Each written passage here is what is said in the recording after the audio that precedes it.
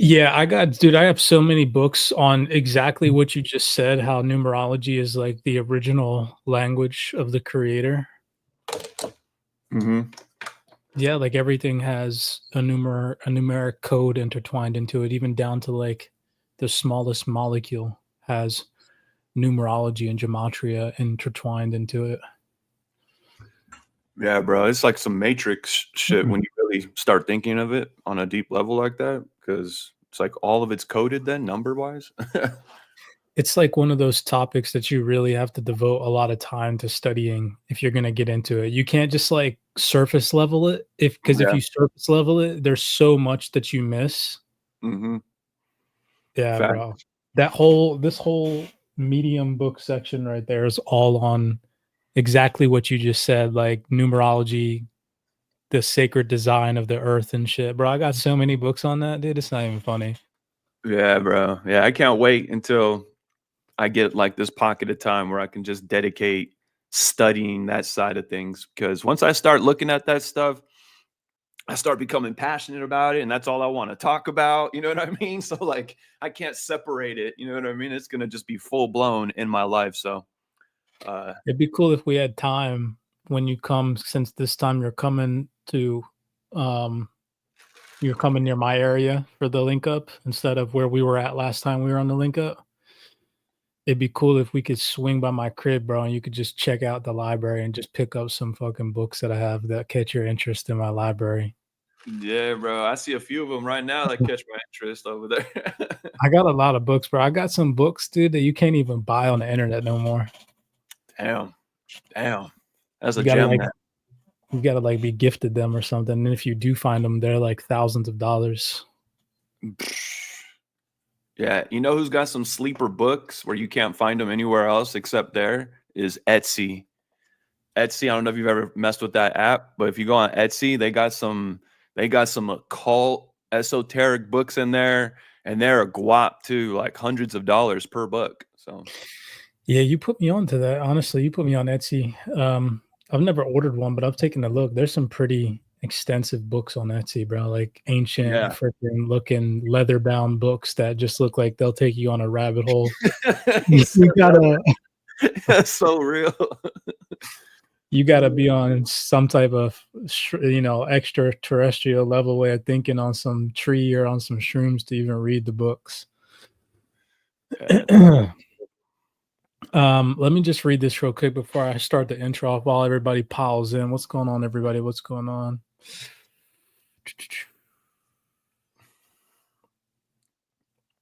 I'm gonna kick it off with this video clip. Actually, as a matter of fact, this dude from one of the leading protocols. While we're waiting for everybody to roll in, matter Yeah, of yeah. fact, I'll share that first. He's pretty much talking about how DeFi is, from his perspective, what he thinks is going to outperform in the next 5 years, and then he talks about how um, DeFi protocols will gain institutional traction. So let me play that first while we're waiting for people to pop on. What's going on, everybody in the comments? Love you guys for tapping in with us. Let's Somebody go said ahead. they want a book that's 3 racks. I ain't mad at it. There's probably some gems in that book. That collection right there that I have, the Masonic books that I have that are right there, Yeah. those books are like $500 a piece. Yo, so that whole collection is over like 3K then for sure. Yeah, that collection right there was gifted to me by one of my mentors. That's You lit. can't you gotta know somebody to get a copy of those books unless you buy them on, like, eBay for a couple $100, thousands of bucks even. Yeah. And if you're lucky, like if somebody's selling some, you know what I mean? So Yeah, if you're lucky, for sure. Alright, let's share my screen. Let's dabble into this real quick while we're waiting for people to roll in. Alright, yeah, so this is Ilio Trades. He is the co-founder of Black Hole, which is the fastest growing decentralized exchange on Avalanche. And just listen to what he says about DeFi. This kind of just like aligns with what we've been trying to tell people. You know, institutions are coming to DeFi, and DeFi is going to be a top performing asset class or niche category in the crypto asset class. okay.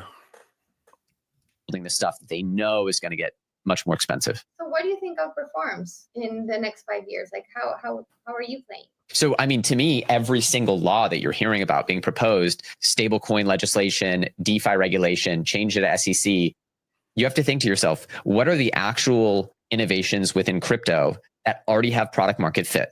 And number one should scream at you, right? It's DeFi, right? That is the biggest, most obvious thing.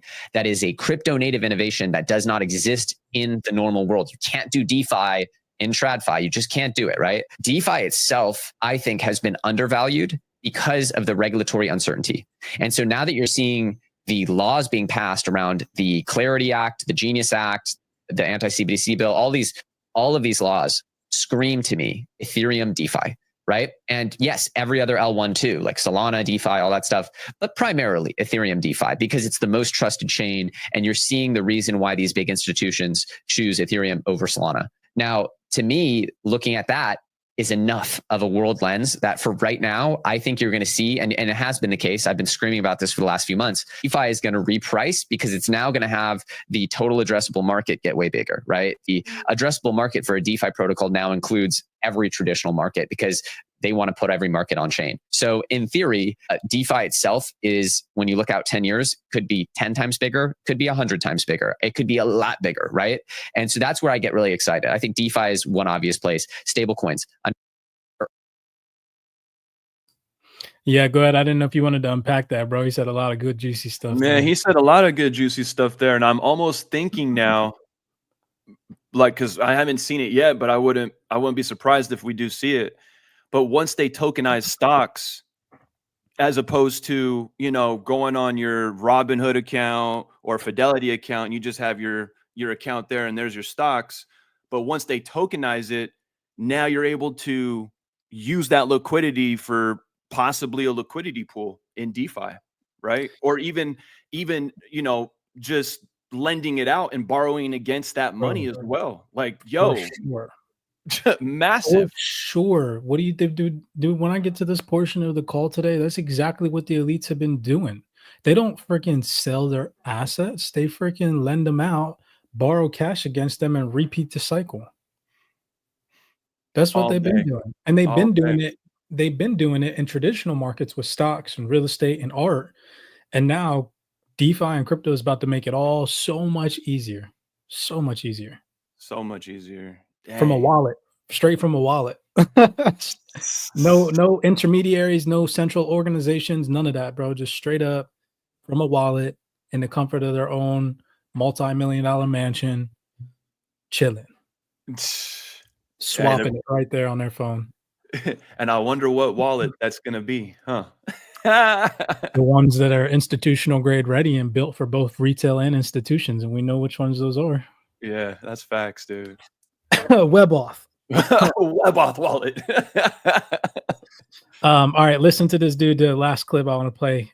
He talks about how just DeFi protocols, particularly, will be gaining institutional traction.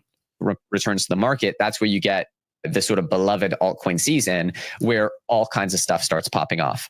But what I'd say is that if you take a sort of 5-year view of the markets, it's likely that DeFi protocols, like the elite DeFi protocols, will gain institutional adoption. And that means that they'll get passive bids from Wall Street that will probably allow them to continue to grow outside of this traditional sort of 4-year cycle, right? They'll probably be able to continue to grind up in market share over time, like you would see with an equities play, like a nice stock, as opposed to, hey, once every 4 years, we see this thing go to the moon and then die, which isn't really good for adoption, right? Because you have essentially a lot of blood on the highway. And then in the meantime, you have a lot of people capitulate because they can't wait that long. And so I think that it will be very good to see like a Mag 7 of DeFi emerge.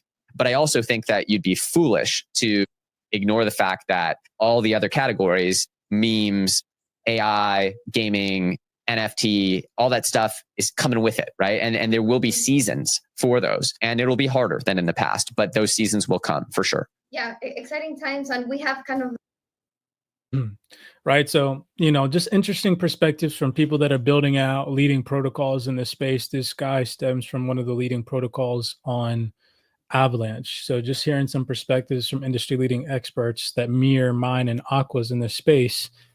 now's not the time to be ignoring DeFi. So let's hit it off with the intro today and start today's podcast. What is going on, everybody? Welcome back to another CyberX Well 28 Club podcast. I'm your host, CyberX, here with my co-host, Mr. Aquaman.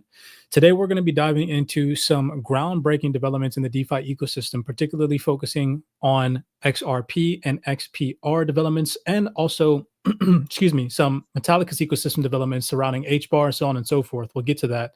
But in a nutshell, developments that prove that DeFi is something that you cannot afford to ignore in this digital era. In today's world, your assets should always be working for you. Now is the time to start educating yourself so that way when regulatory clarity comes and emerges and the environment fully aligns, you're ready and prepared to earn yield alongside the institutions that are for a fact, based off of what I'm going to share with you guys today, going to be earning yield on their digital assets. But with the right knowledge, you will never have to get back into traditional finance. That's the main part, right? The main key takeaway is that we're accumulating all these digital assets, these utility assets, not to get stuck back in traditional fiat systems. And that's the world and the environment in which we're headed into today. So we're going to go over some of those tools that you guys have at your discretion now to become your own bank. None of this is financial advice. Let's dive in. Aquaman, what's going on, brother? I already asked how you're doing, but it's good to hear the people know how you're doing. Yeah. How are you, bro? Man, I'm great. I can't complain. Living great. And, with what he just said too right now, I'm just curious to know what he defines as an elite DeFi protocol, right? Like, who is considered elite? Like, I'm just curious, you know what I mean? So Yeah, absolutely. I mean, I think ones that align with regulatory compliance, KYC, AML, all that stuff, at the yeah, end of the day, ones whose infrastructure isn't jacked up via their back-end infrastructure with the internet that they run on and whatnot, all that stuff, the research that we do at CyberX, those are going to be the elite protocols. And yeah, it's unfortunate, man, but there's a lot of protocols out there that don't meet the requirements that will garnish institutional adoption, but they have a lot of TVL right now. billions in some cases. It's kind of crazy. Lots of questions in the chat today. I'm going to refrain from answering questions. Somebody asked me, what do I think about the market sentiment right now? We went over that in like an hour-long Zoom call this morning with the private community. So yeah, tap in. If you don't know what's going on in the market right now, why the market shed a couple $1 billion today, over 100, tap in, lock into the fundamental aspect of this community, because we share those things on private calls every single day during the week.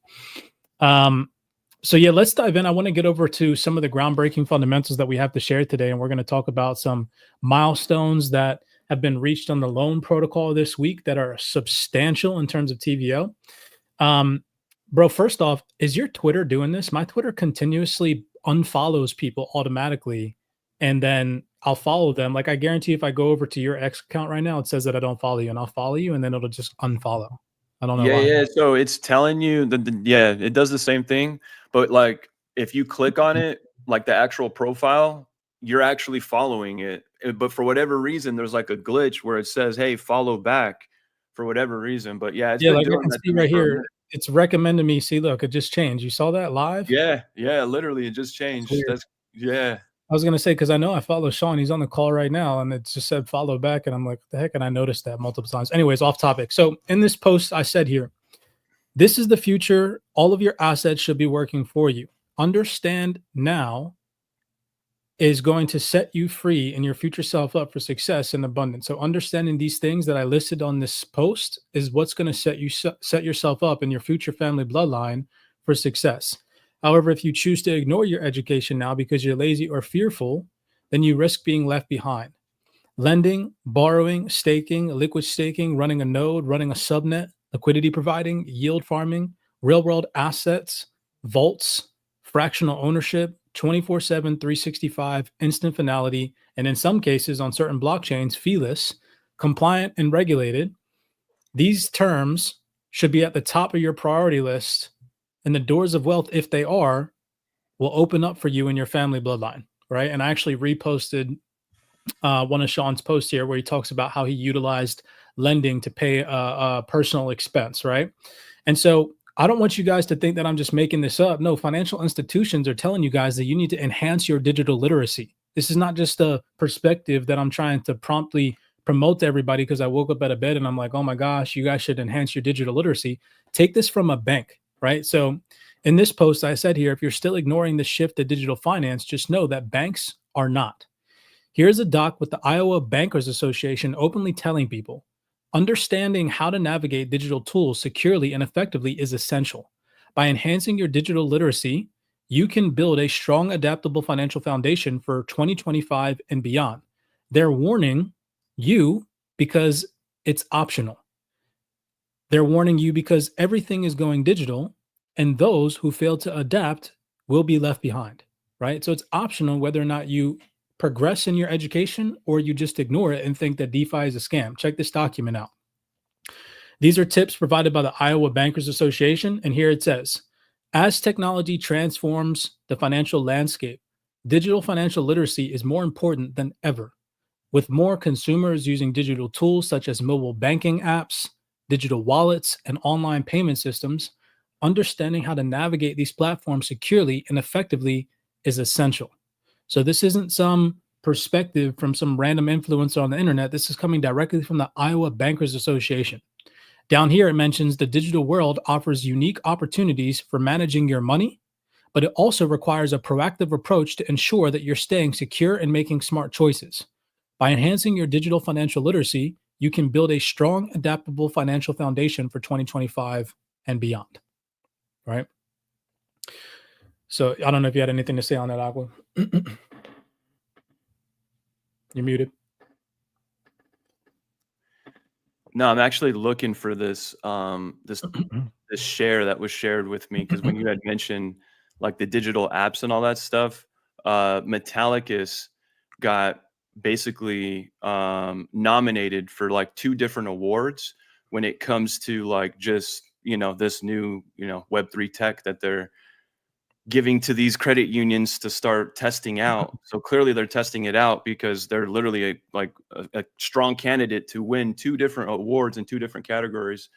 Once I find it here, I'll share it with everybody here. So hold on. Bet. Well, while you're doing that, I want to dive into some recent developments in terms of DeFi related topics surrounding XRP. So if you hold XRP and you're on Twitter or YouTube, you're most likely seen this fundamental development today from your biggest influencers that are like, oh my gosh, breaking, Gummy, or whoever you pronounce this organization is buying $2.5 billion in yen worth of XRP. And that's like super bullish, right? But nobody has really covered in detail, like we do here in the CyberX Wealth 28 Club, what this means and why this is so important, and the doors that this opens for not only XRP enthusiasts, but for institutional adoption of XRP in the DeFi ecosystem. So here's the post from Gumi themselves, or Gummy, however you say this, okay? And I broke this down in detail, what most are missing about this announcement. So pay attention, because this is huge. And it's not just about the investment into XRP, but what they plan to do with the investment that is allocated into XRP in those XRP holdings. So months ago, Gumi, and again, I apologize if I'm freaking butchering that name. That's what it looks like. It looks like Gummy or Gumi, this Japanese organization. Gumi and SBI Holdings partnered to launch a crypto asset fund, and this was months ago. What many overlook is that SBI is now the largest shareholder in Gumi at 22.46% after investing over $52 million into the organization. Fast forward to today, Gumi announced the purchase of $2.5 billion in yen worth of XRP. Their statement directly in their post says that it was aimed to expand revenue opportunities, which again, for some odd reason, most influencers that reposted this as some huge bullish event completely went over their head. Just like when David Schwartz announced the AMM feature at XRP Las Vegas back in 2024 and said that you could provide liquidity with your XRP. Nobody raised their hand and was like, what do you mean, David? Right? It's the same thing.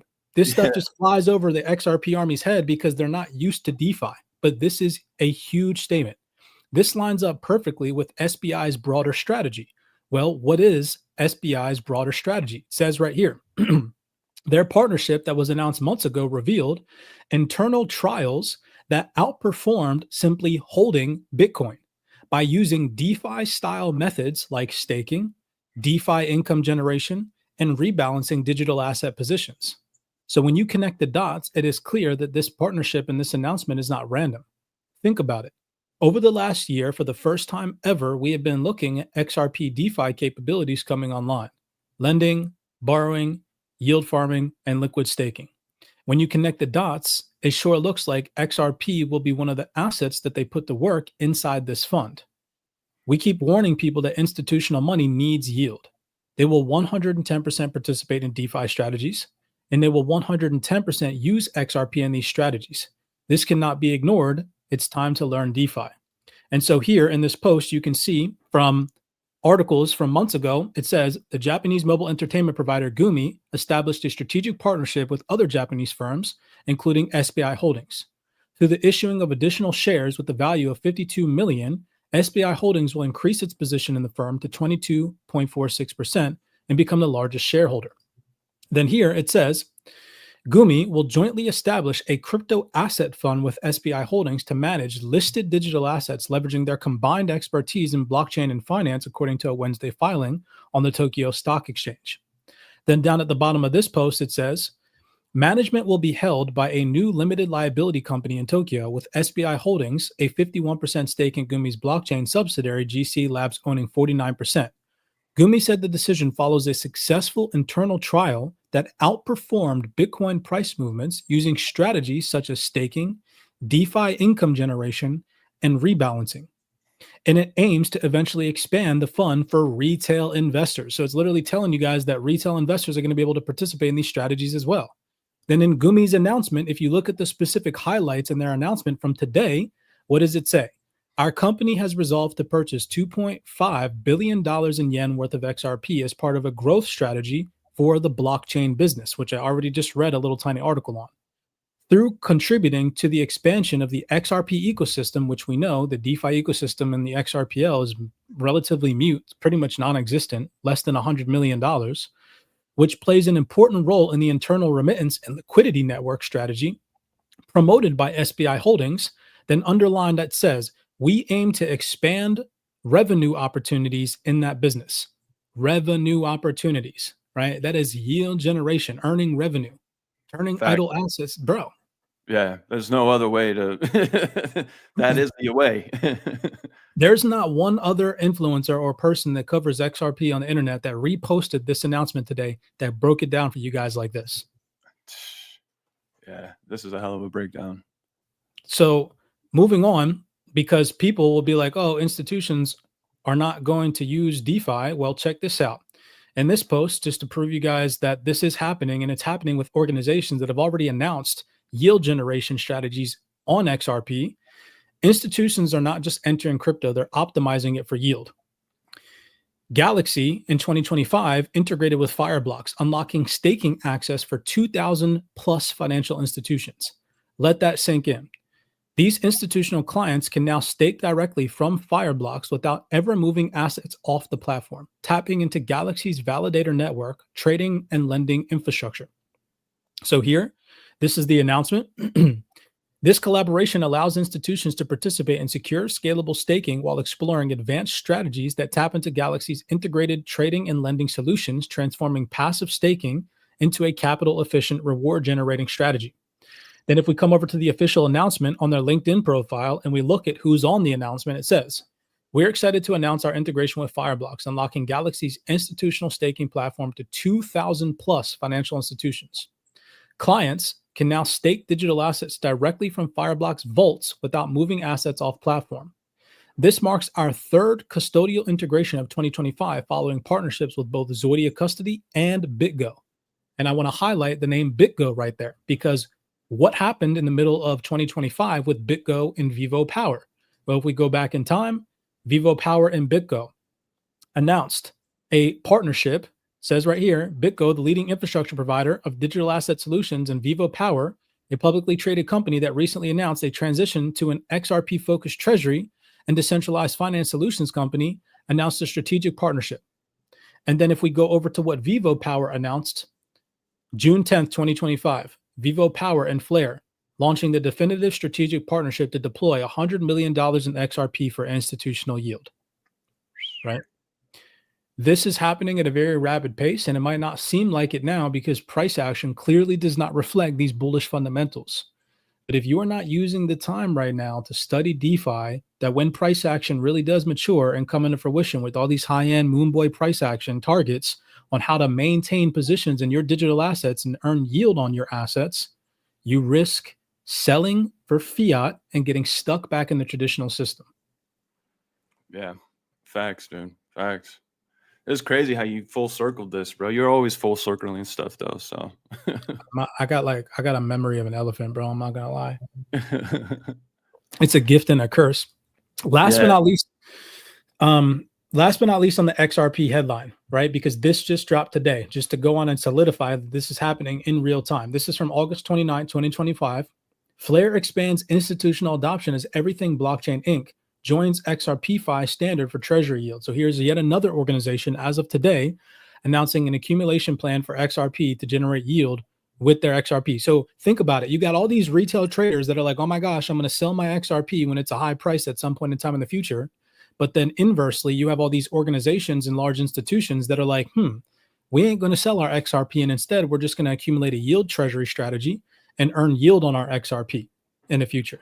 Facts. That's wise too. That's, Yeah.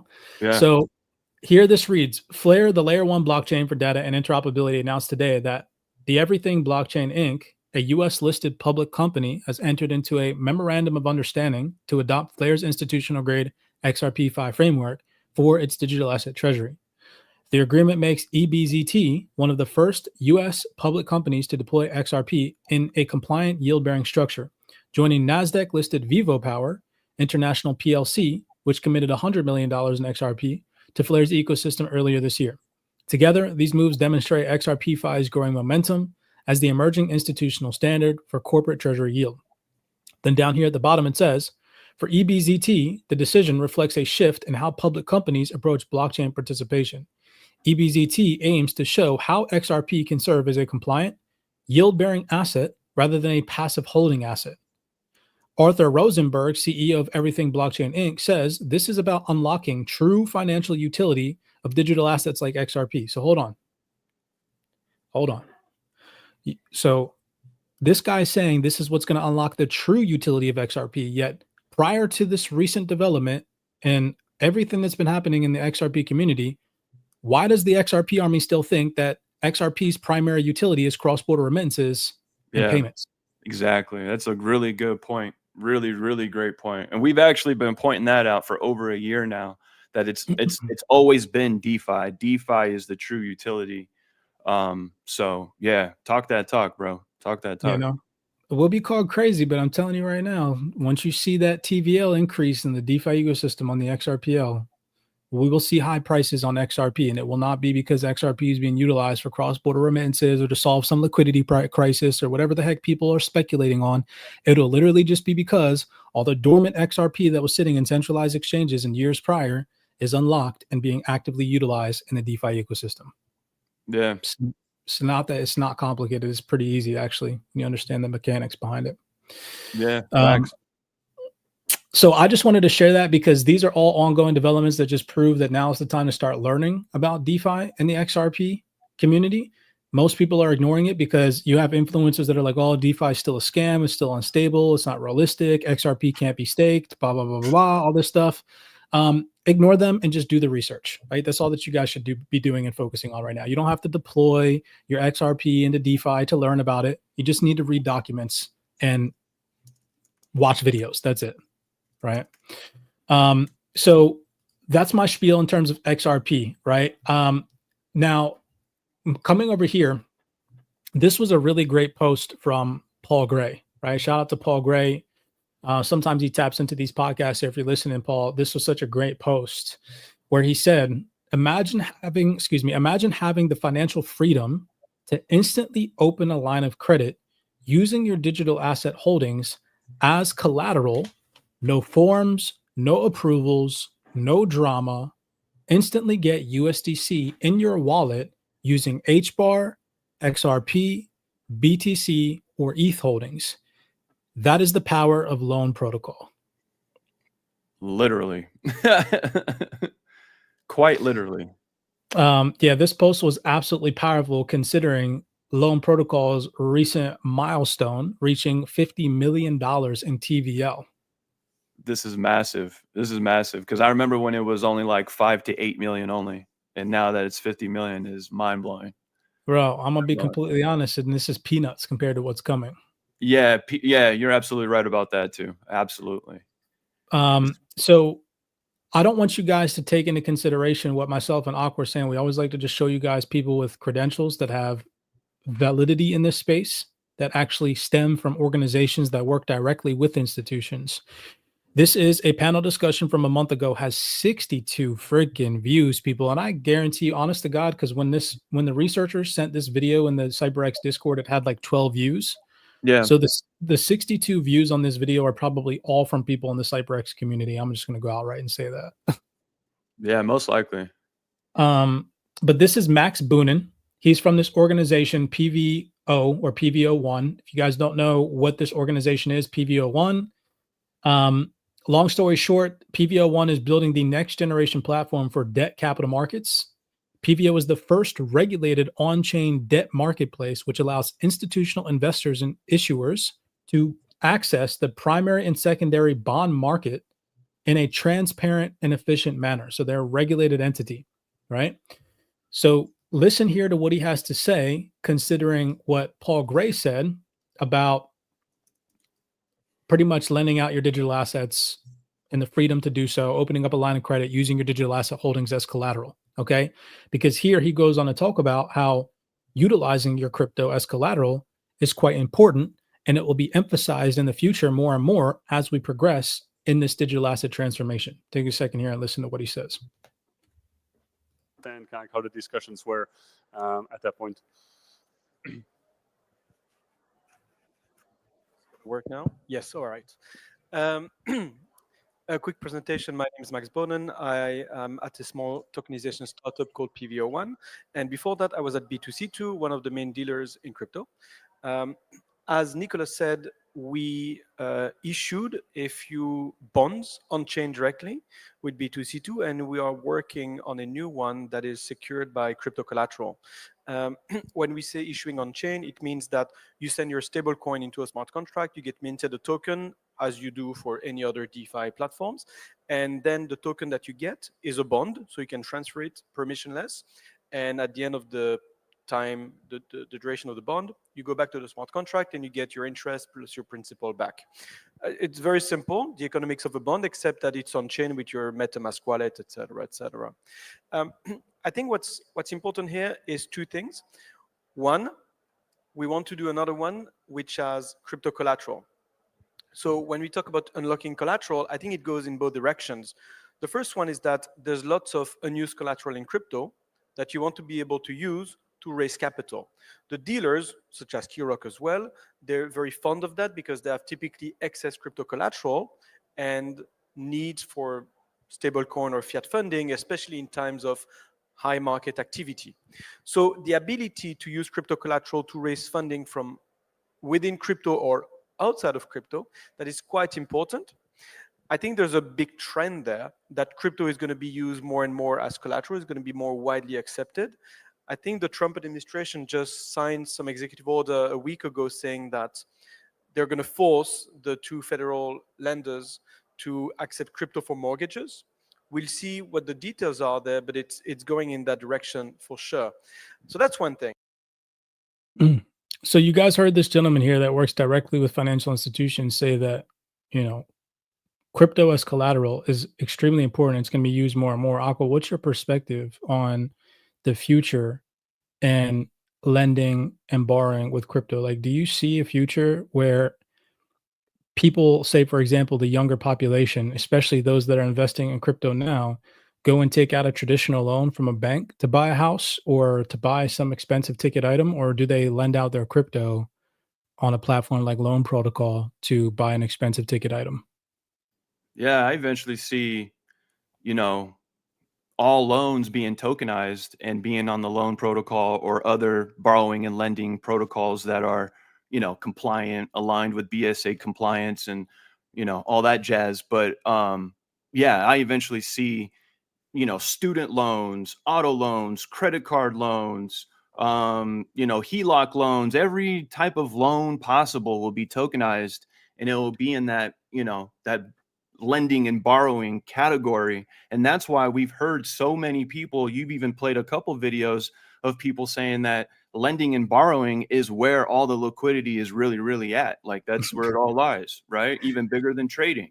So, yeah, and that's why, the loan protocol is a sleeper. Like the price of the loan protocol is such a sleeper compared to like where it's going. It's peanuts, like you just said earlier, 50 million. It's a great milestone, but it's complete peanuts compared to where it's going to go. Because, I was just looking at 5 different credit unions this past week when I was getting the Zoom call ready for the Thursday Zoom call that I run inside the Wealth 28 Club. And those 5 different credit unions had their loan tab, and the categories that came up, there was just so many different loans that they offered through that credit union. And I just kept thinking, like, once this is tokenized, this is all coming to the loan protocol. So yeah. Yeah, it's pretty wild what we're going through. It's so funny that as soon as you said that, one of our viewers is always on the call, X Vision, literally said right when you said it, they posted it in the chat at the same exact time. Most of the liquidity is going to come from borrowing and lending. It's massive, bro. It's so great to see. I'm not going to lie, dude. It's hard to shake the mindset from traditional finance, because even just the other day, I kind of like caught myself slipping, because I'm in the process right now of adding another, or possibly adding another investment to my real estate portfolio, another property to my real estate portfolio, because in the area where I currently own real estate up in the lake on the East Coast, there was a property that opened up and became available, and it's like $200,000. And if you put that on Airbnb, the revenue that you can generate from that property is way more in terms of annual income than $200,000. So I was thinking about buying it, and I'm like just doing a little bit of research onto like what bank I could possibly go get a loan from. And I like stopped myself, and I'm like, yo, if I want to buy this property right now, I could probably just go take out a loan on loan protocol right now and just go put my freaking Hbar on there right now, which is valued over $200,000 right now. And I was just tripping, because it was weird how, even though I know about all this stuff, I was still searching like, where could I go get a loan from? You know? But I had to like snap back into it. And I was like, if I really want to go get this freaking property, I could go get it like tomorrow with the literally protocol. Yeah. Literally. And then the rest of what you do after that. You tokenize that bad boy, tap into the liquidity, because it's just going to be sitting there. You bought it cash with the collateralization of your crypto. And then boom, you get that liquidity, and you're going to tap into that to pay that loan back. Wham, bam. Not only that, tokenize, you got the yield that you're making from the freaking tokenized property. Plus, on top of that, rental income from physical rentals on Airbnb. On top of that, man, that's 3 different incomes, potentially four, if like for example, the loan protocol pays you 10% right now to borrow against your XRP. They're paying you to do it, right? So there's 3 ways to get paid, possibly 4 if you're getting paid to borrow against it. So once more people catch on to this, and we transition from this era of everybody, which is understandable, being fearful and speculative, especially because of historical events that have happened in crypto that have kept a lot of people fearful and sidelined. But I firmly believe that in the next, like, it's going to take some time, maybe 2 to 3 years, where people are really like, okay, this stuff is not going away, and I should really start to pay attention and lock in, even though I don't know why they're not doing that now.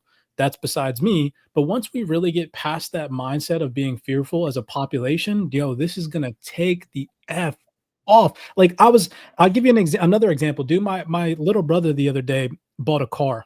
It was not the other day. It was maybe like a month or 2 ago. But I just recently found out that he purchased a car, and I was talking to my mom, and I'm like, did he get a freaking car loan? Like, what are his car payments? And she's like telling me that his paycheck is like always dwindling down every single week, because he's paying his monthly, he's saving for his monthly payment on his car loan. And I'm like, yo, he could have put that same money into into metal, into Flex lending, and just took a loan out and just got the car cash and paid. I don't know what the interest rate is to pay your loan back on MetalX lending right now, but I'm pretty sure it's super small. And he definitely would not have these massive high-end car payments and would be living his life still stacking at a young age his paycheck, instead of using now as a 19-year-old all his paycheck to cover his insurance, his freaking, car payment. And then now he's living on his own. So his bills now living paycheck to paycheck because of a freaking car payment. Dang, man. We need to get him on a Well 28 Zoom call. We need to put him on the Zoom call, bro. And so I guess the full circle, that thought process is, I'm like, yo, when more people realize they don't have to get stuck in that bullshit system, like where just everybody's living paycheck to paycheck because of debt to cover expenses and stuff, when in reality now we have this new era of finance where if you do have the capital, you can go situate it, get a loan against it, pay that loan back while earning yield on it, and it's instant, feeless, right there in your freaking pocket. No middleman, no intermediary. No, just like freaking Paul said here in this post, man. This is so clutch. Financial freedom instantly, and open line of credit using your digital asset holdings as collateral. No forms, no approvals, no drama, right? Like, Right. This is so much better. But people are still like, oh my gosh, this isn't the future. Yo, yes, it is. It absolutely is. And WebAuth wallet, they got some ties to the Cypher card, which I shared it with the community a couple weeks ago. But yeah, I think the Metal page just commented on one of the Cypher card posts. But that Cypher card is pretty dope. It's what does it have? It has a $500,000 limit in like, you can one purchase, one swipe, you can go as high as 500,000 with that card, which is pretty amazing, because most swipes of the card, they limit you at like 10, 15, 25 racks, right? But the fact that you can go to 500K with that one. But yeah, where I was going with that is that basically once that connection comes to fruition, we're going to have a Visa card or a MasterCard, whatever it is, I forget which one it is, that will be able to send our rewards in this Metal X ecosystem to that card and spend the rewards that way too, as well, if that's, what you want to do with it, right? So Yeah. You know what else too? That X just said in the chat is that, prices are going to be so much higher in the future, pricing out a lot of people. The best part about accumulating all these assets now, if you have good conviction and patience, is that you're giving yourself so much buying power now, buying these assets for pennies on the dollar. Because when they do really experience price appreciation and you want to lend them out and take a loan against them, it just gives you so much more buying power compared to somebody that got in late. For example, right? People that were buying Bitcoin back in the early, let's just say, days when Bitcoin was below, I don't know, $5,000, right? Has so much more access to capital now to lend out their Bitcoin and borrow against it compared to somebody that's now buying Bitcoin today that has to go spend $110,000 or whatever Bitcoin's at right now to get one Bitcoin. facts. Right. So if you're in the market now stacking bags, maybe you're not earning yield on your assets right now. And that's fine as long as you're learning about it. So that way, when the time comes, the regulatory environment is clear and the environment secure. When you do have that buying power because your assets freaking blew up in terms of price, you have that buying power to go and leverage your assets to get yourself exposure to things that you want, houses, cars, whatever the case may be, without having to sell your assets and get stuck back in traditional finance. Dude, this is so what a time to be alive. Yeah. This tech, man, this is the reason why I love the tech, right? Like, I don't know why others preach why they love the tech, but this is the exact reason why I love the tech, because you can create cash flow and generate cash flow and yield for yourself. And these historic lows, let's face it, we've been talking about it for how long? We're still front running the institutions on a major level. Yeah, they're testing it and might be playing with little money, but like the institutional money's not here yet. So like, let's face it, once it does get here, these all-time lows, some of these lows right now, they're going to be left in the dust and never coming back. I got a video, bro, that says that from I think it's from Sandy Quill, that says that we're beating institutions. You want to play that real quick, just so that way people don't think you're capping, bro? I know I got it. I got timestamps for everything. Yeah, play that. From pilot to production. Hold on. Let me find it. Production. Institutional use cases. Pretty sure it was Sandy Quill. If it wasn't. Yeah, I think it was. Hold on. I got it right here. of the commercial run. Then I want to get back to this other milestone talking about Hbar, and I want you to play that freaking video from. Oh yeah. I gotta find it. You got tagged in it as well. So hold on. Let me see if I can find it. I did find that the link for the two awards that they're nominated, Metallicus, they're like the finalists or whatever. So we'll see if they end up winning. But Here's hold that on. video Yeah. from Sandy Coyle 2 weeks ago. As a matter of fact, she said this. So this is relevant, y'all. This is a recent panel discussion out of East Summit. Sandy Coyle, Franklin Templeton. By the way, she also has active credentials at the World Economic Forum as a board member, the DTCC as a board member, and she also is a board member or plays some high-end role at the CFTC. So she's not somebody to just ignore in terms of when she speaks on stage. She knows what she's talking about. Listen to what she says to coexist with what Aqua just mentioned, how we're still beating institutions as retail investors. I kind of have a little bit of a different point of view on this one. And I feel like it's kind of a cheat because you should really be answering this question. But I will do my best to answer for you. I would argue that retail has beaten institutional to this space already. That retail already understands the crypto markets far better than any institutional players understand them at this point.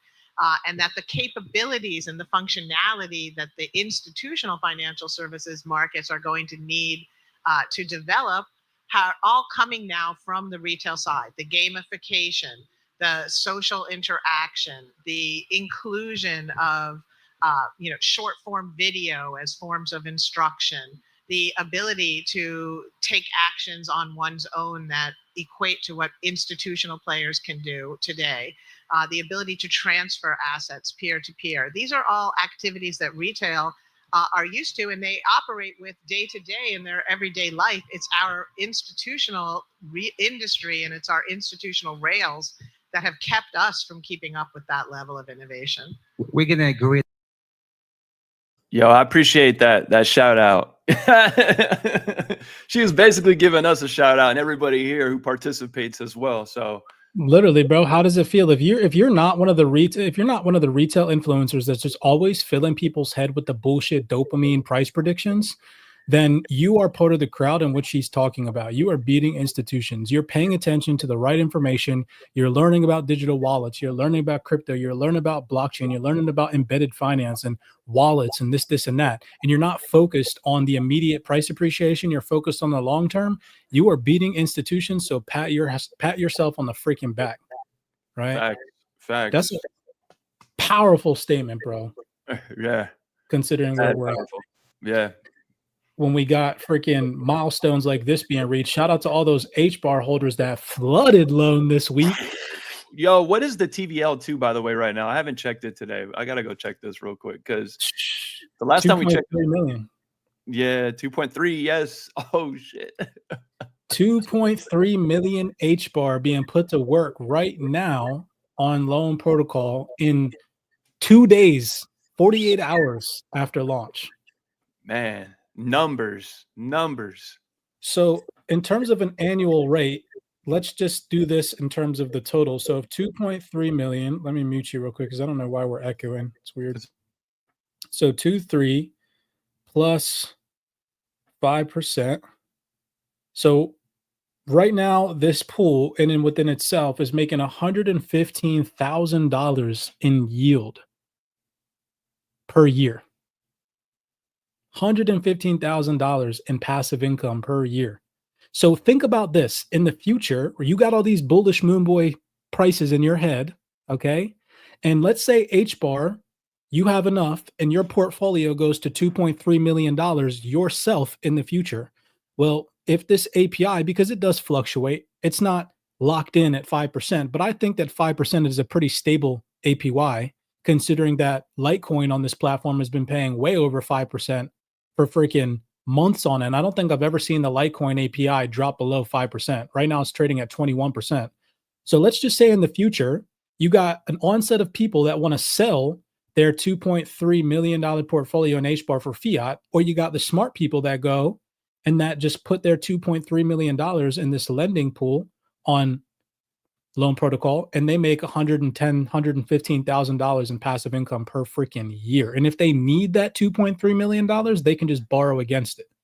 Facts. And most people have Hbar, XRP, XLM. So that's just your Hbar bags generating you that $110,000 cash flow annually. Who knows what your XLM bags, what your XRP bags, what your metal bags, what your XPR bags are going to be doing. You feel me? So yeah, passive people, like, you know, it's going to be a cool conversation in the future once everybody's mindset really shifts. And as an influencer that makes content, I'm super excited for when ignorant people on the internet finally wake up and realize that the conversation should not be about the price of your assets in the future, but instead, who's making the most passive income each month. facts, bro. Facts. Because we got receipts over here, what we're making monthly. So, You know, if you're not making $4,000 plus in passive income in the future in this crypto ecosystem, you did it wrong. really wrong. Because, yeah, that, man, well said, bro. Well said. That's a solid number, too, to be honest with you. I'm just being honest. Like if we do see massive price appreciation and you fumble the ball and you sell for fiat and you're not making at least the minimum after this next bull run or also massive blow off top, whatever anybody's expecting, you really do surpass a couple $1 million in your portfolio and you're not making at least $4,000 a month in passive income, you didn't do enough research. Because, man, just with the $1 million portfolio, $4,000 a month in passive income and DeFi is 100% achievable. Easily achievable. Are you kidding me? Easily achievable. And I just say $4,000 a month because $4,000 a month covers all my living expenses. So I use my own personal example. Your goal, right, in terms of retirement or financial freedom should be to make enough passive income to supersede your everyday expenses, right? I think $4,000 is pretty freaking reasonable per month. Yeah. Man, yes, Loan Protocol is freaking killing it. And so, you know, this just leads me over to this post because you got Sandy Qual sitting here again spitting freaking gems, where she says in this interview, shout out to The Defiant. The Defiant is a YouTube channel that people sleep on. They have hardly any views. It's crazy, but they have so many different good panelists on their platform. I want to play this video clip because Sandy Qual literally says that lending, borrowing, and liquidity providing are going to be the future of finance. They're going to define the future of finance. So listen to what she says here in this post. Collateral, the higher transparency. DeFi aspects, there's permissioned lending vaults, and KYC involved. What do you think of that space? Is it? I know it's like very early, but is that something that you'd explore, or what's missing for you to use it? 100%. We're super excited about this space. We're just waiting for the regulators to give us a little more clarity on how they want us to treat a registered product in these pools, right? So we're very big believers in liquidity pools. We believe that liquidity pools are going to be a standard part of the future ecosystem. We're very interested in lending protocols and being able to incorporate our Benji product suite into lending protocols as an option other than stablecoins for that reason that we were talking about before, the higher yield, the more stability around the underlying collateral, the higher transparency and third-party custody that they provide, right? We think that that's going to be a very popular use case. We're working with market makers to begin to be able to make markets against major tokens for our money market funds. So as soon as the regulators kind of give the go-ahead, you'll see us really entering from many different facets of the market because we really have such conviction that these are the models that are going to really define the future of finance. Interesting. And she said, like, categories. So we've also heard her say meme coins is one of those categories that they're actively participating in, right? So it's like the whole pie in crypto is what they're going to be going after, the whole pie. I think that we're at an age, bro, where you have a lot of believers in the assets that they hold. So you have a lot of these tribalistic communities that are like XRP believers or Bitcoin believers or whatever, right? They're just like tribal with the digital asset that they hold in their portfolio, but they don't actually understand the technology and what it can do for their personal life, for their family, for their finances, to enhance their wealth. They just buy the asset, marry a bias that it's going to be some high price, and that's where they end. And they don't further their education on how massive this is all going to be. Like, this is huge to be able to live through this and to have a financial institution like Franklin Templeton with a person that has credentials that stems from the DTCC, the World Economic Forum, and the CFTC, which is now the overall regulator of the crypto ecosystem, tell you that lending, borrowing, and providing liquidity is going to define the future of finance, y'all. What? Like, Yeah. This is so, it's like the writing is right there. They're telling you blatantly. It's they like, tell you, bro. it's up to Right you to to your bend your ear. Yeah. right to your face. It's so crazy. And this post, this video from the Defiant has like less than 200 views, probably, bro. Man. So sad, man. So many people are just gonna get straight up swept from under the rug. So that leads me over here to this post, and I want to swing back. Did you find that video of I did. Yeah. And then shout out to Sean Sweeney real quick, bro. I read your comment in the chat. You're good. Don't call yourself a comment monster. You're putting out gems in the chat. So if people want to read those gems, it's on them. So keep them coming, Sean. We appreciate you, bro.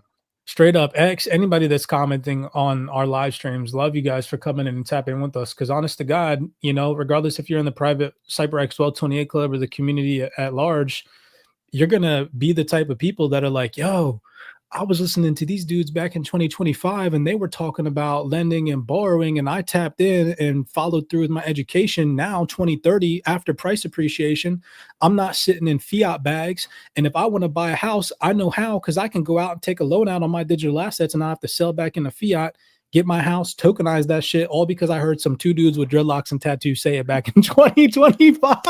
Yeah. It's that simple. Oh man, yes, bro. It's hilarious. Instead, you got all these people wearing suits and ties, manipulating people into thinking that XRP is going to be some high-end price in January 2026, when that's speculative as crap. When in reality, you shouldn't be focused on that. You should be focused on how to get your XRP to work, how to pay yourself. Why are you waiting? Why is everybody waiting? I never understood that. Why the fuck are you waiting to get paid from this market? This market will pay you right now. You own, like, you deserve that. You deserve that. If you're in crypto right now, why do you deserve that? Because the traditional financial system has fucked the retail trader, the average investor, for years. And now we are in a level playing field. And if you're not taking advantage of that, you're at fault. You're just being manipulated. Pay yourself. You earn it. You go to work every single day to sacrifice your freaking time for money, and you get paid once a week or bi-weekly, or in some cases even monthly. Well, those paychecks, once you get them, should be making you more money, not just paying your bills and then wait for the next paycheck. Fuck that. Pay your bills with the market's money. Yeah. I am. Yeah, me too. 100%. I definitely am as well. So And if fuck the system doesn't motivate you, I know we're on YouTube, so we're kind of surface level on what we can say, but y'all got to get out of this mindset of just wait, hodl. No, fuck that. It's now. Yeah, now, baby. Now. Yeah. Wealth That's is real. now. Wealth is not. We're not waiting for wealth. Wealth is now. It can be created right now. You just got to stop. Man, it's wild. I could go on a tangent, but we're on YouTube, so we can't. We got to dial it back. Yeah. But I mean, when you learn DeFi though, and you understand all like the ecosystems and the protocols and how DeFi all works and all that jazz, you can start understanding things on a deeper articulate level when people talk about their blockchain and their projects. So, you know, and when you understand that, you guys are going to understand that like there's no infrastructure for trillions of liquidity to come onto the XRPL just yet. There's just not. There's nothing here just yet for trillions of dollars of institutions to pour it in.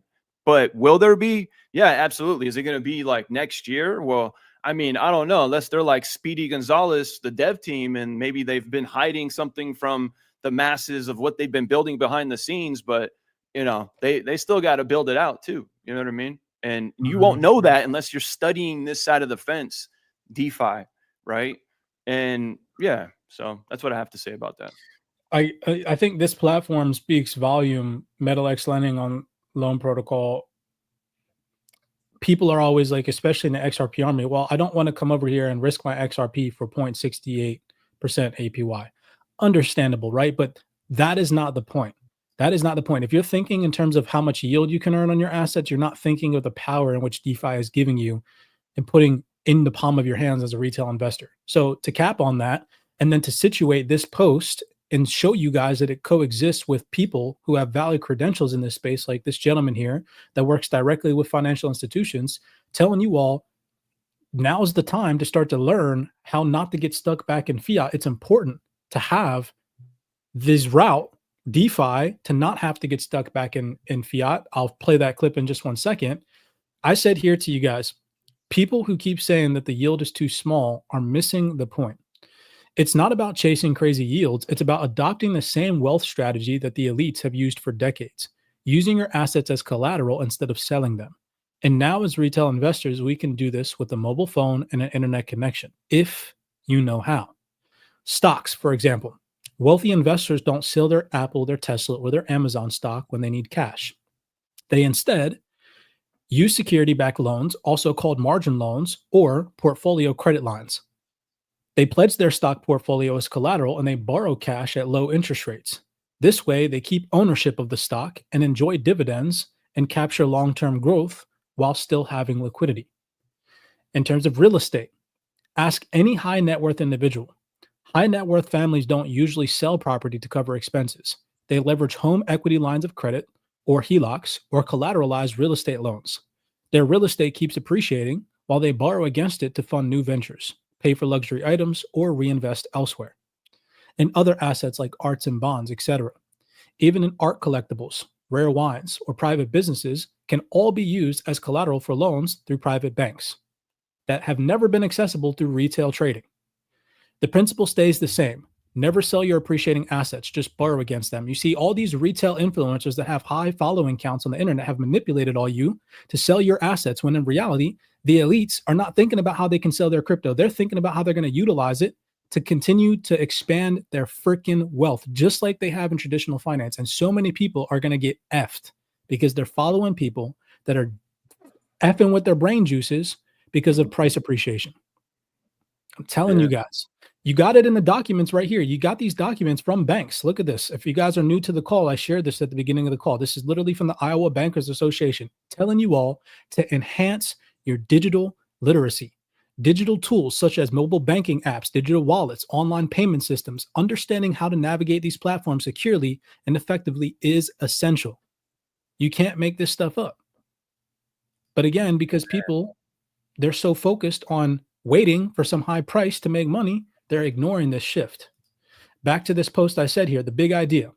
The elite strategy has always been, number one, acquire appreciating assets, stocks, property, businesses, and now crypto. Number two, borrow against those assets for liquidity. Number three, let the assets keep compounding over time. Remember, the elites, they play the long game. Retail, they're always so fixated on the now, price appreciation. Oh my gosh, bullish moon boy this, bullish moon boy that. It's all a gimmick. Number four, use loans, often at low rates, to live, invest, and grow wealth without triggering taxes or losing upside potential. Think about it. You have a $20,000 investment into XRP. Life throws a curveball at you. Say a $10,000 expense pops up. The old system, you'd be forced to sell your XRP, get stuck back in fiat, and miss out on future upside potential.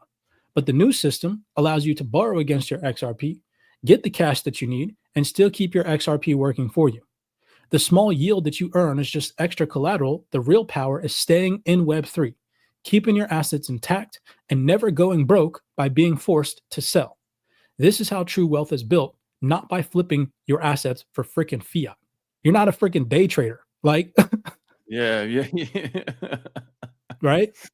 Yeah. So listen to what this guy says, because he literally mimics exactly what I just said in that long ass post. And we already showed you guys proof on this call from a financial institution telling you guys that retail traders are more educated than freaking institutions.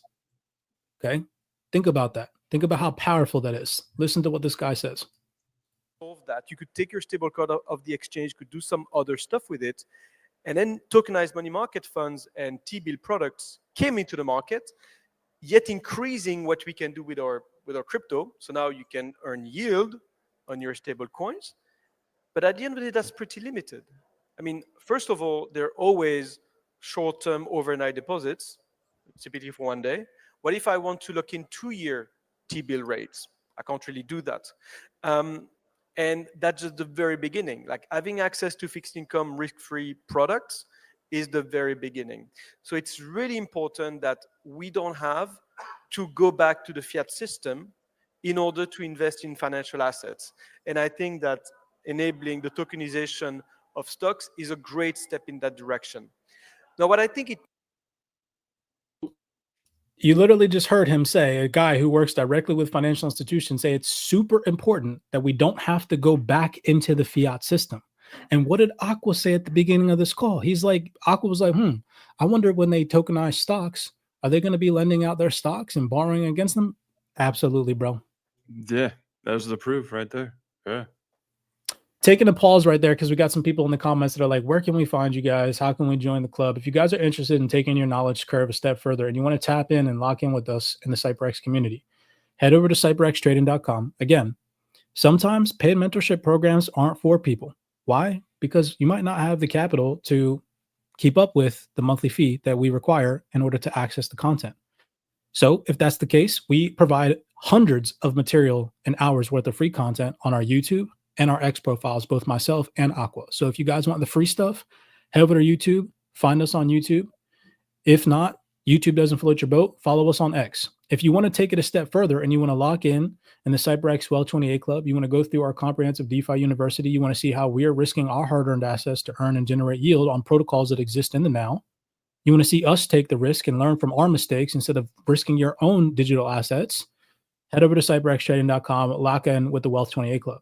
If you guys want to take it a step further and you want to join a community of hundreds of like-minded individuals, you want access to institutional insights via institutional deltas, dark pools, you want access to fundamental breakdowns, weekly Zoom calls, over 5 to 6 Zoom calls per week, breaking down market sentiment. You want to know why today, for example, the market was down over $120 billion and freaking price on XRP is to $2.80 now as of time of recording this video or something like that. And you have no idea why, considering all the bullish Moonboy influencers probably yesterday and the day before were saying, oh my gosh, XRP breakout, all this bullshit, but that's not happening today. And you want to know why? Lock in with us in the Discord because we cover that on a daily basis. Right? Literally. And it makes so much sense. And when you have this new frame mindset, you make real rational, like you make logical decisions. You're not over here spazzing out because somebody said the bear market is here, it's all over. You know what I mean? The shit that people be saying just for views or whatever their emotions are telling them at the time because they don't understand how the markets move. Tap in with us, like he just said, for sure. Tap in. You also shift your mindset from thinking that XRP price is going to hit $1,000 by freaking January. I still can't believe, bro, that there's people that believe that. You know what's so wild? You know why I'm so convicted that XRP ain't going to hit those prices? Because we have institutional information in our community, and we can't even break above certain institutional sell deltas on XRP at specific price levels. And we can see in our community where institutional orders sit with orders before anybody else in retail can because of our algorithms that we have access to. So it's like, I know that at $4.44, where there's an institutional sell wall that our algorithms have picked up on, I know that once price hits that level, there's going to be profit taking because there's institutional sell volume that sits there. At $5.17, same thing. Our algorithms have picked up on institutional sell delta sitting there waiting to trap buyers at those levels to sell on retail. And nobody else in the internet knows that. Nobody Except our knows. community. The delta zones are so clutch, bro. So clutch. Anyways, I'm not here to talk about that, bro. I want to. Who was the guy? It's Lehman Beard, right? I shouldn't say the guy, the CEO of Hbar. Yeah. Right? Yep. Lehman doctor. He's got the doctor title. So Dr. Lehman Beard. Yep. You are correct. And the video that you played me, which we're going to play today, coexists with this post and the update from the Q2 report from Metallicus 2025. Right. They're talking about the WebAuth wallet, you know, how it's being integrated for both institutions and individual users. I love the Metallicus ecosystem. I said here in this post, the entire ecosystem can earn you passive income directly in a wallet that's built for both institutions and retail investors. Simple and easy user interface, compliant with AML, KYC. You can trade, lend, borrow. You know what I didn't even think of, bro? You got the ability to have the MetalX bot make trades directly for you in a freaking WebAuth wallet. Like, yeah, 100%. Borrowing, staking, yield farming, liquidity providing. We're moving from an account-based system to a wallet-based system, and WebAuth is leading the charge in that. So I don't know if you wanted to play that video clip. Yeah, let's play it, because he doesn't. So basically, let me just give basically an intro, right? So he's going to talk about a wallet, right? But he doesn't necessarily name WebAuth wallet. But based on what he breaks down and what your knowledge of WebAuth wallet and other wallets in the, in the game, who do you think he's talking about, right? And shout out to XPROG. He was the one that I believe sent me this. And then shout out to Patriot Joe as well. And then shout out to Sean Sweeney as well, because he sent me some information as well on this as well. So hold on, let me share my screen. But I know you guys are in here, so I got to give you guys a shout out, because you guys definitely tagged me in this stuff. So, all right, hold on. All right, so yeah, here we go. And there you are too. You're tagged in this one as well. You see your name right there. But let me just enlarge it here and hold on, press play. Benjamin mentioned it needs to be invisible. Mark mentioned it needs to be invisible. May mentioned, custodians aren't ideal, but they're a 90% solution. We need to be moving in this direction and setting it up for people. Look, the average person doesn't want to deal with complexity, doesn't want to understand these things. You need to set it up. And we have people setting up right now for banks and for credit unions. We have people setting up right now for banks and credit unions. It's two different organizations where when you set up your account with the bank or the credit union, you get a crypto wallet and it automatically picks two other banks or two other credit unions. And the three of them together are your helpers invisibly. Automatically, you don't have to know about it. You don't have to think about it. You just get that level of protection. And then if you are an expert, you could add more helpers. You could remove those helpers. Maybe you don't trust those helpers. Fine, go get some more of your own. You have total control. You have the self-sovereignty. It's your keys, your crypto. It's invisible for the person who doesn't know any better. And we have got to set up these invisible safety nets for. So that's that, right? Like, in my opinion, he's talking about the WebAuth wallet 100%. And the fact that I want to know, like, what else this man knows, because he's basically saying the banks and the credit unions are going to be like teaming up. Like he just said, like you'll have a bank, like a bank you won't even know, and a credit union you won't even know, three of them that are basically helping you out and protecting you, right? Like, and who has the ability to give these banks to communicate on that level through subnet? Well, the Metal blockchain. The Metal blockchain, BSA compliant, aligned with these credit unions, aligned with these banks. Not to mention the WebAuth wallet. I'll keep preaching it. It's an open source wallet. So ABC Credit Union, Bank of America can come in and say, hey, we're adopting this digital wallet, and it's going to say our name on the wallet, and their credit union member or their bank customer is going to download that wallet and think that wallet belongs to that bank or credit union, not knowing that they're low-key using the WebAuth wallet. I think to back your speculative theory that Lehman Beard is talking about the WebAuth wallet, it's just like when is the time frame of that particular video? Does anybody know? Yeah, so this just came out this week. So shout out to Generation Infinity. That's where the full interview was of that little snippet of Dr. Lehman. But yeah, it was this week. So Generation, same week. Hold on, let me see here. Yeah. So this week, yeah. Same week that August Hbar, 14th. Same week that Hbar goes live on Loan Protocol, right? Same week that, well, I guess not the same week, a week after this announcement from Metallicus came, right? And this announcement, for anybody that doesn't know, this is from August 20th, 2025. And you heard Lehman Beard say banks and credit unions Metallic is a leader in blockchain tech for financial institutions and a core developer of the Metal blockchain. Today announced it has been selected as the first platform partner for Valera's newly launched digital asset labs. Led by Valera, the nation's premier payments CUSO and integrated financial technology solutions provider, the lab is designed to help credit unions lead in stablecoins and digital assets through industry engagement, education, strategic partnership, and pilot programs. CUSO is Credit Union Service Organization.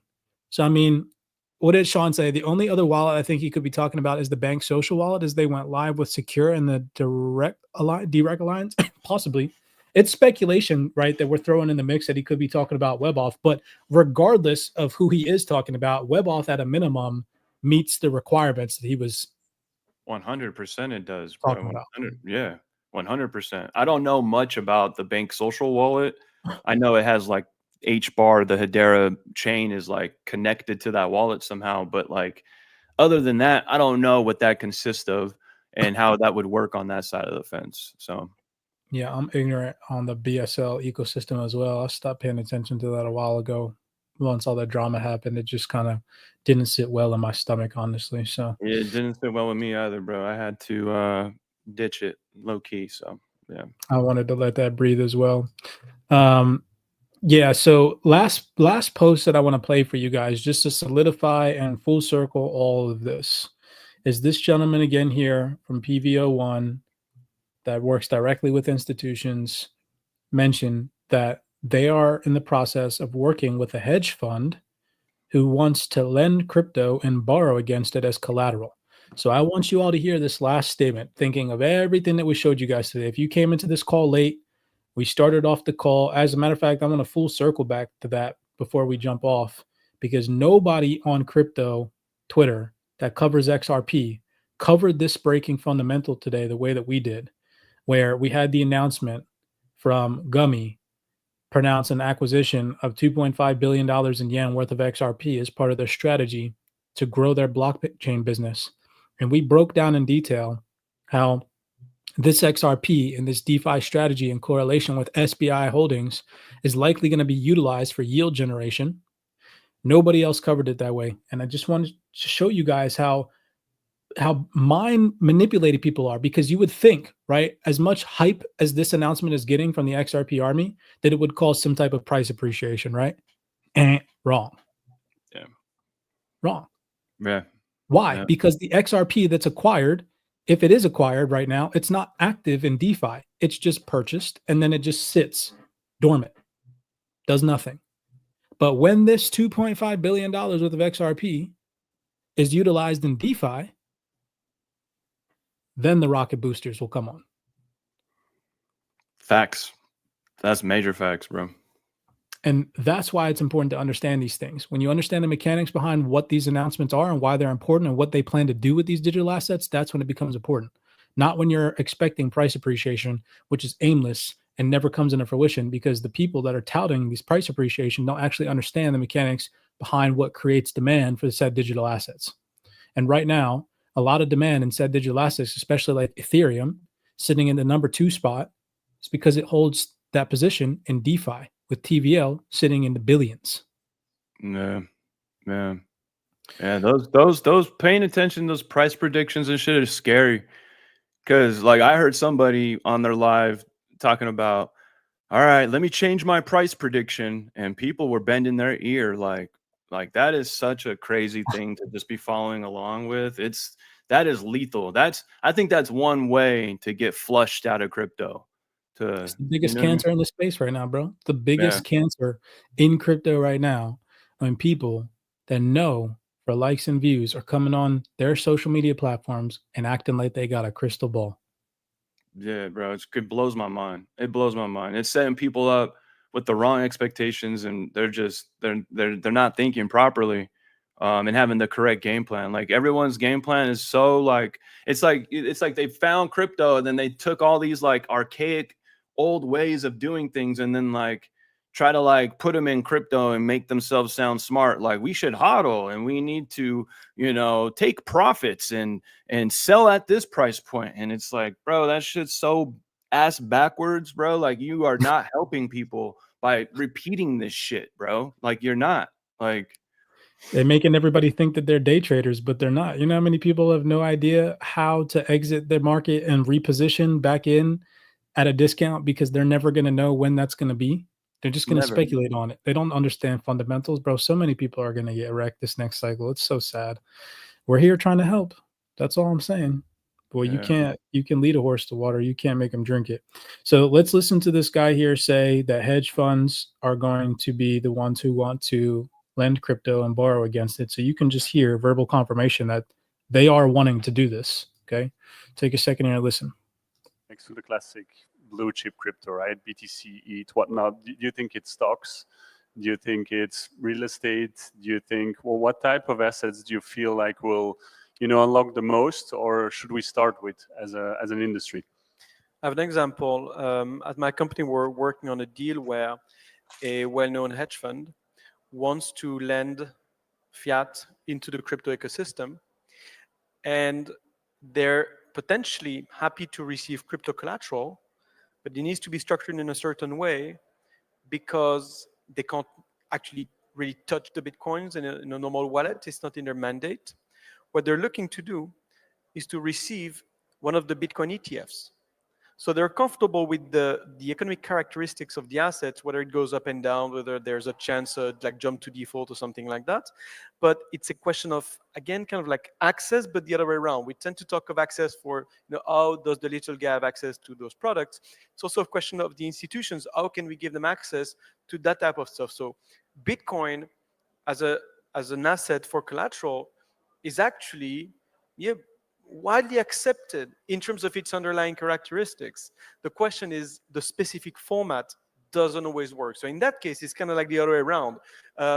Just like we were talking of tokenizing Amazon stocks on chain, we're also sort of like reverse tokenizing Bitcoin for the institutions so that they can have access to that. But the important thing, you mentioned that if we remove the buyers, liquidity.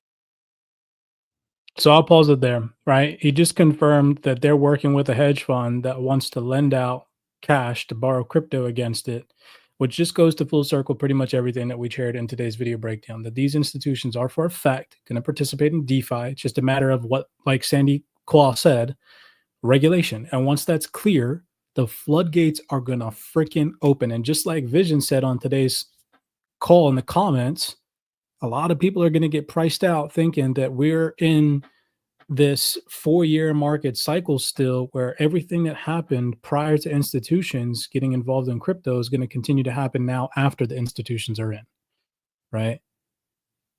I don't see that happening. I think that once we get the regulatory green light and one of these institutions does it, all of them are going to know that if they don't do it, they're going to fall behind in terms of everything, in terms of what they can provide to their customers, in terms of revenue generation, in terms of their back-end business model. If they don't do it, they're going to risk falling behind. So that means that all of them are going to do it.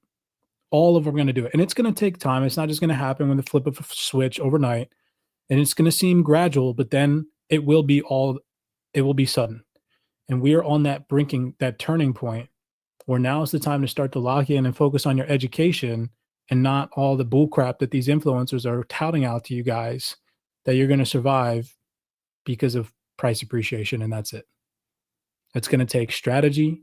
It's going to take resilience. It's going to take understanding in these digital tools to utilize them to benefit, whether it's lending, liquidity providing, all the things that I talked about in the previous post, right?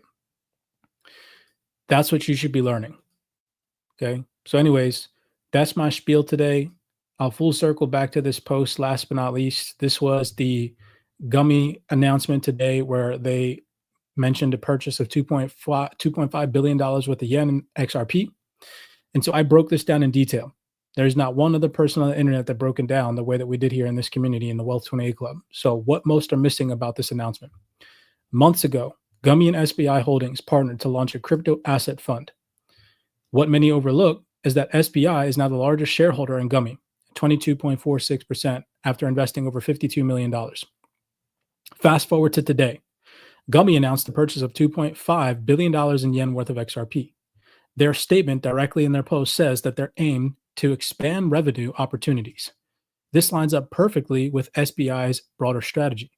What is SBI's broader strategy? In their partnership with Gummy, it revealed internal trials that outperformed simply holding Bitcoin by using DeFi style methodologies. So, right there, you have a financial organization telling you guys that the people that just held Bitcoin compared to the people or the organizations that tested out this strategy to implement DeFi, like staking, DeFi income generation, rebalancing digital asset positions, they yielded so much more money than people that just held. Think about that. Because think about what we're trying to tell you guys. It's the same thing with retail. The people that learn DeFi are going to make so much more money than the people that just hodl and sell for some high price. It's guaranteed almost. Like anybody with a brain can see it. Go ahead. Yeah, it's super guaranteed because you gotta, you're stacking your bags, you're stacking more bags with your bags, putting them to work. And that's just an additional cash flow to stack more bags on top of however you're, already presently buying some of these bags. You know what I mean? So participating in DeFi just beefs up your portfolio, like legitimately. And the more you know, the better, because now your portfolio could beef up on steroids after, a certain amount of time. Not some overnight shit for sure, but yeah, definitely over time, it could definitely beef up. You know what I mean? So here are the fundamentals, right? To just put the pieces of the breadcrumbs together. This is the announcement where it says that Gummy established a strategic partnership with SBI Holdings. Here it talks about the $52 million investment SBI Holdings made into the firm's investment, 22% shareholder in Gummy. And then here, this is where it talks about how Gummy will jointly establish a crypto asset fund with SBI Holdings to manage listed digital assets, leveraging their combined expertise in blockchain and finance. And then here it says what they plan to do. It says right here, management will be handled by a new limited liability company in Tokyo with SBI holding a 51% stake. Gummy said the decision follows a successful internal trial that outperformed Bitcoin price movements using the strategies such as staking, DeFi income generation, and rebalancing. It aims to eventually expand the fund for retail investors. That's important. So think about this. Over the past year, for the first time ever, we have been looking at XRP DeFi capabilities coming online. Lending, borrowing, yield farming, liquid staking, all these things that have never been available to retail investors in the XRP army. And now you have organizations publicly acquiring XRP that have tested DeFi generation strategies, and look at what they're saying in their post. It says, the contributing expansion of the XRP ecosystem is what they're buying $2.5 billion in yen worth of XRP. And it says, in liquidity network strategy primarily promoted by SBI Holdings, we aim to expand revenue opportunities in that business. They're literally going to most likely be using this XRP for DeFi. Word for word, exactly from them. You can't make this stuff up. This isn't going to result in some price appreciation right now on XRP. No, instead, you should be focused on the fact that an institution just purchased, in terms of yen, $2.5 billion to do what with their XRP? Put it in yield generation strategies. If that's not an eye opener for you, I can't. I don't know what is. I don't know what is. I don't know what is, man. I don't know what is. Lord help them. Yeah, bro. That's I mean, too, like just the taking it back to like metal blockchain and these credit unions when they decide to have their own blockchain within the metal blockchain ecosystem, by default they have to have a subnet. So they're going to have, and to have a subnet you have to have 5 nodes, and running a node, that's a yield generating thing, right?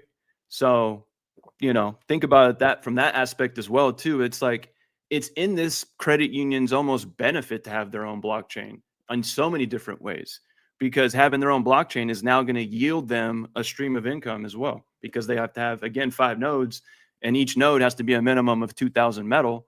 So that's like 10,000 right there out the gates. And that's if they just hit the bare minimum. I mean, you're talking billions and trillions of dollars. I'm pretty sure they're not going to just say, hey, give us the bare minimum.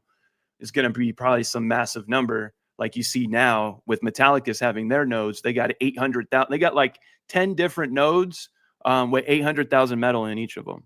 So, yeah, and I'm telling you, bro, after the CyberX link up in September, I think in October we should really buckle down and figure out how to do the subnet with everybody that's running a node. Just build our own subnet. Were you build our on own that call blockchain. where we talked about that, where we talked about building our own subnet? Nah, I don't think I was on there. Nah, I missed that one. Because it only takes 5 people to run Yeah. a subnet. 5 people Yeah. that have node.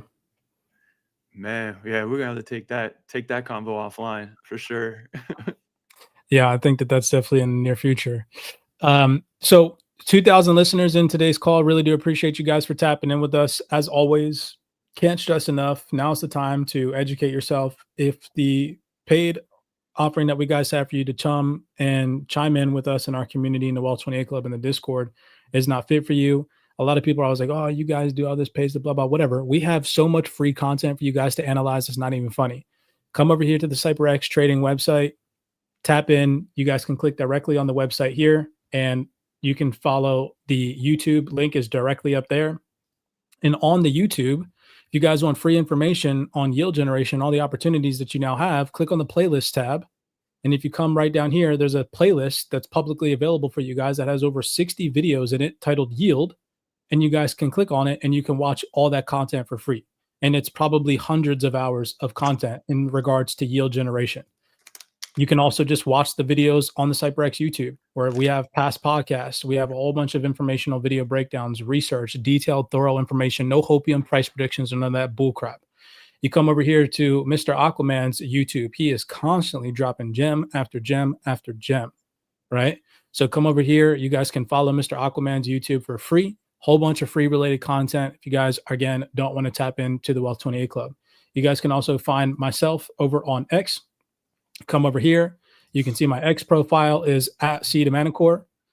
Constantly dropping gems, documented research, updated video analysis, panel discussions, breakdowns, all free related content, just keeping you in a loop with what's happening. No Moonboy price predictions, just real thorough research, documented entities, and institutional perspectives from some of the largest organizations in the game. Same thing with Mr. Aqua's page. Come over here. No bullish Moonboy hopium or hype.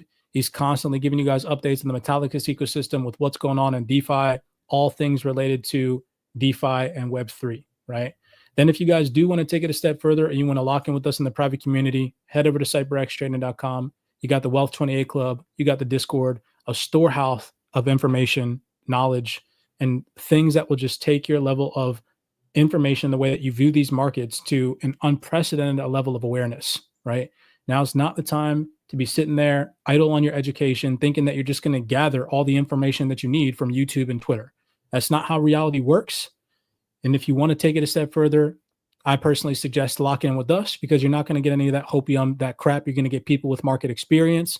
We have people in our community combined. The mentors in our group have over 20 years of market experience, including 13 years of hedge fund experience.